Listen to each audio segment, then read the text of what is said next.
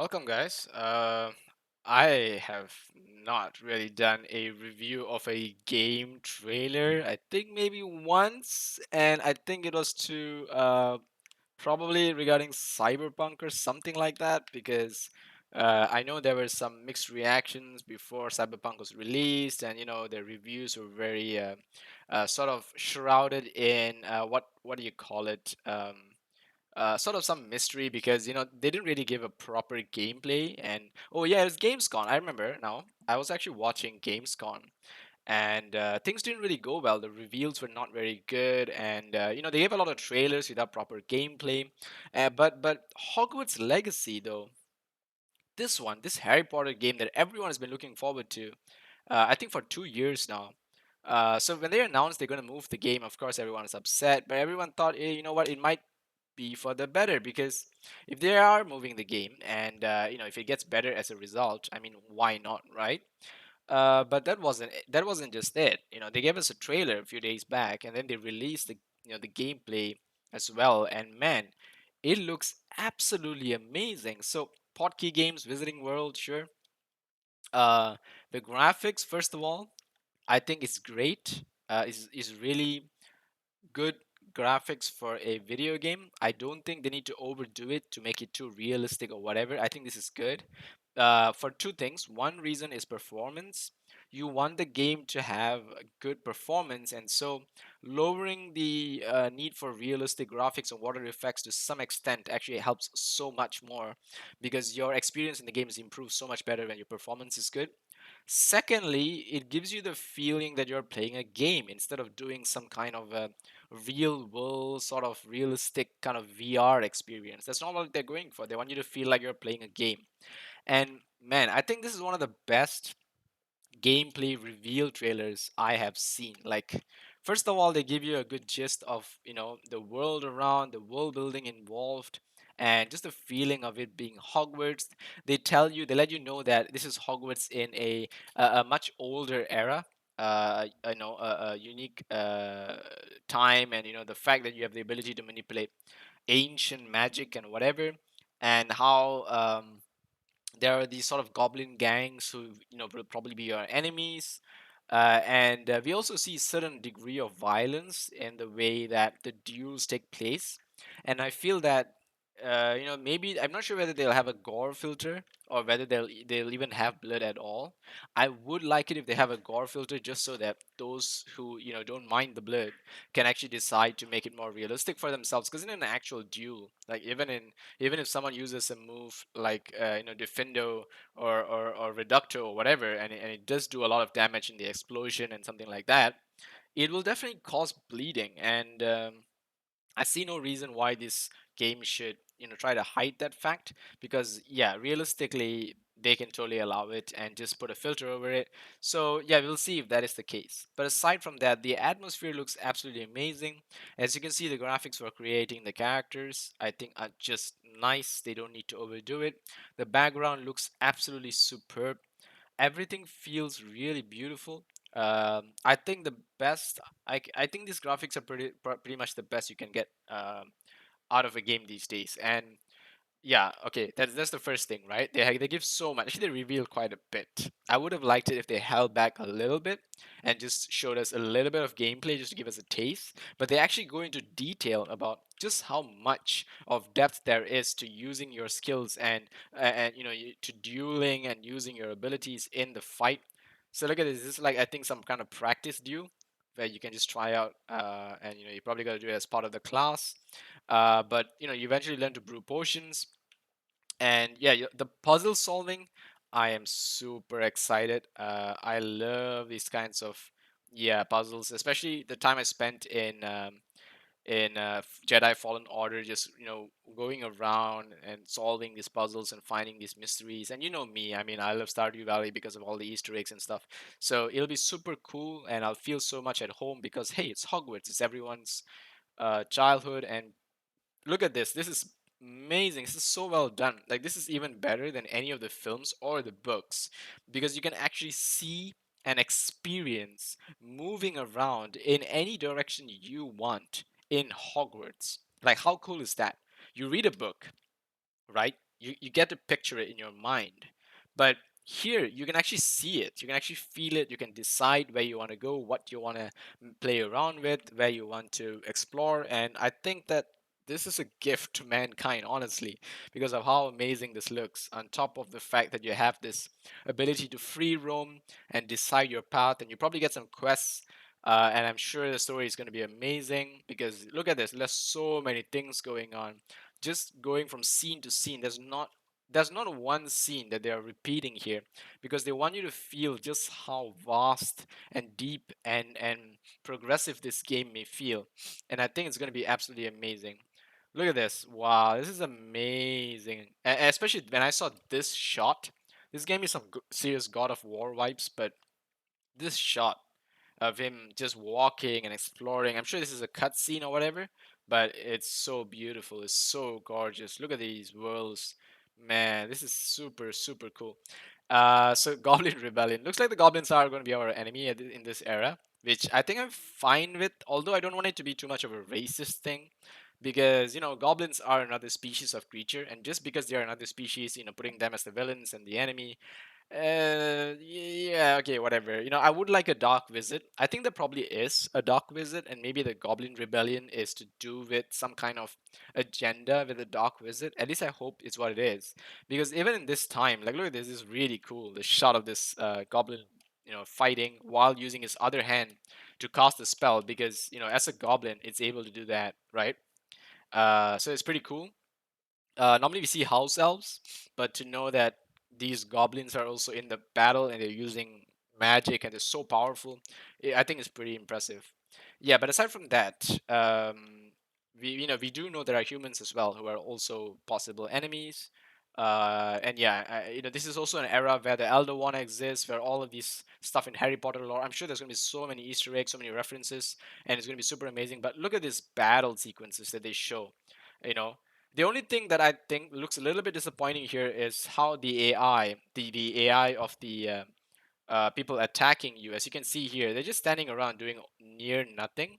And I think you have some kind of auto counter ability, because I do see the character actually turning around to counter spells that are not in your field of view. There we go. So yeah, this is some repairing stuff. But here you can see, I think, somewhere after this, I think. No, not this one. We need one. Okay, there we go. This is a duel where a bunch of people are attacking him, and yeah, you saw that. I think he did a counter nearly automatically.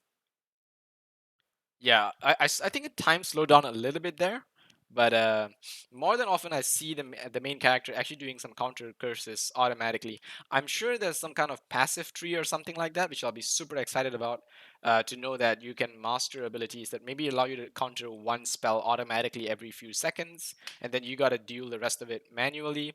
But yeah, it's so amazing the way you can control and counter and battle and decide how you want to do this. There we go. I think there was a counter somewhere here. This guy on the left, I think, is going to cast a spell, and he's totally off screen.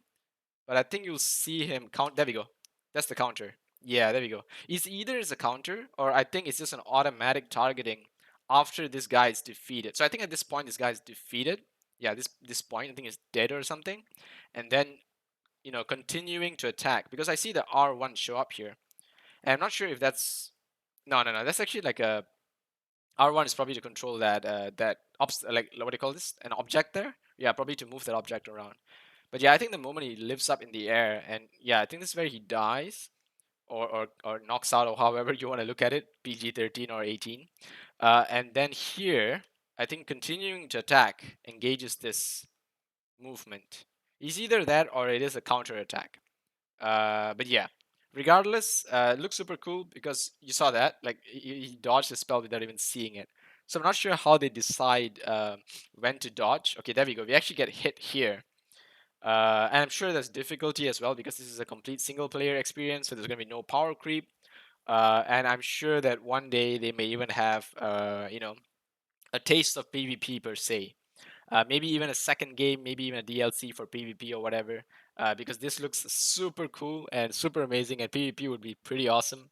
But I think having it as a single player experience is going to be an absolutely brilliant decision because it's not only going to allow people to explore it by themselves, it's going to allow the developers to also rebalance abilities and do patches without being worried about people complaining that, oh, I lost my battle with this guy because you rebalanced this skill that I put so much effort into building or whatever. It's not going to be that case. It's single player, so yeah, you can just shut up and enjoy the game. And too bad they changed the skills balancing, so now you gotta just learn another skill that's probably more suitable to your playstyle. And that's another thing I want to talk about: the fact that they show so many things, like that little teleportation movement there. What do they call it? They have a name for it. Um, man, I forgot it, but it's like a thing that they do to teleport. The wizards can do to move around.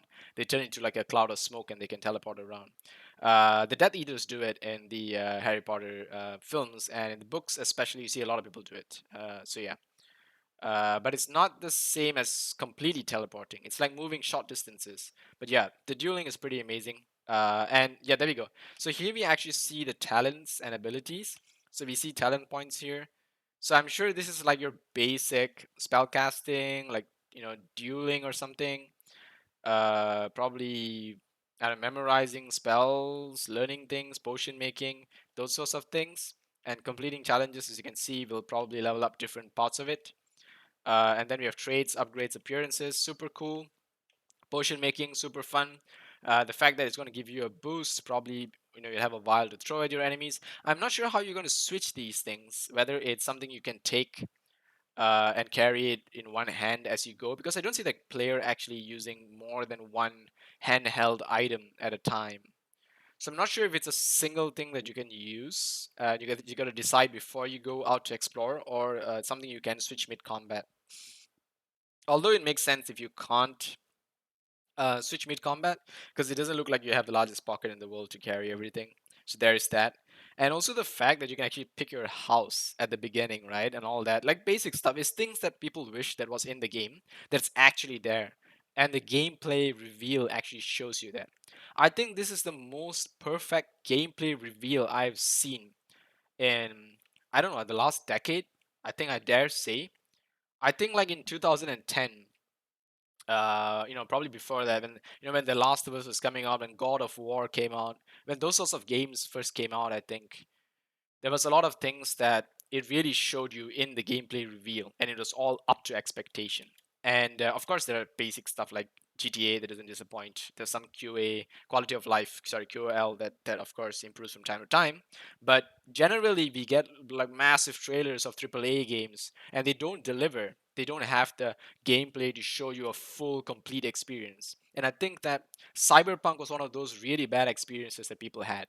When Cyberpunk came out, it was basically an unfinished game, an uncompleted game, and it had all the aspects and elements ready, but there wasn't enough to do, and it wasn't very well balanced. But here, just looking at the dueling and the detail, look at this, all these crafting abilities and whatever, it really feels like, especially this menagerie and the ability to collect mythical creatures, and you have your room of requirements, you have like your base where you can essentially do your sneaky stuff that you're doing away from your dormitory. So that makes total sense, right, in this world.